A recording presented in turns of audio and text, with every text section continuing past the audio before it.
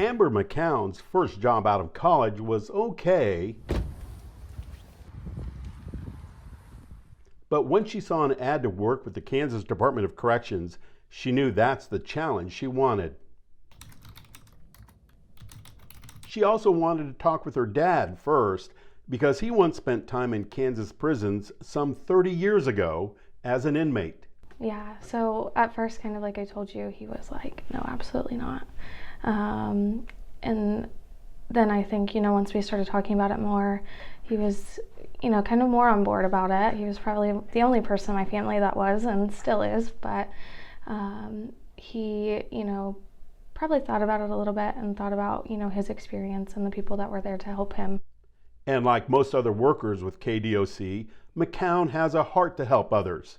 A 2018 graduate of Washburn University, McCown worked as a corrections counselor inside Lansing Correctional Facility, and today she helps others reintegrate back into society as a parole officer, knowing her previous experience would help on the outside.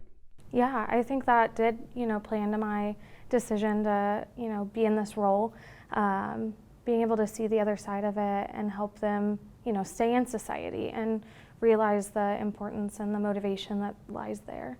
There are currently 154 parole officers throughout Kansas supervising more than 6,500 people. Do you think that that's something that you're willing to do? Yeah. Okay. All working in partnership with individuals and their families. You do good, no violation, 6 months. And alongside community agencies and other professionals, all in an effort to bring about positive change. In parole, we decided to make a mission statement, and the very first line is, we are agents of change.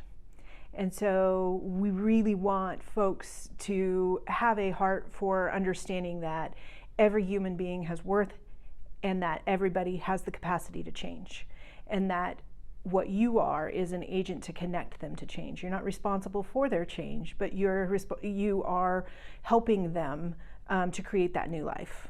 For parole officers in Kansas, creating a new life for people under supervision today means you are less of a referee and more of a coach, and the type of coach differs with each person. I think the difference between coach versus referee is, are you looking to find violations, or are you looking to teach them how to play the game? And it's just different for every individual, and I think that's the beauty of being a coach, is that you're looking at that individual person. How do I help them become successful within the game of life? If you feel you have the ability to be a coach and a heart to help others in the game of life, or if you know others who would, we encourage you to apply. Check us out on our website or social media.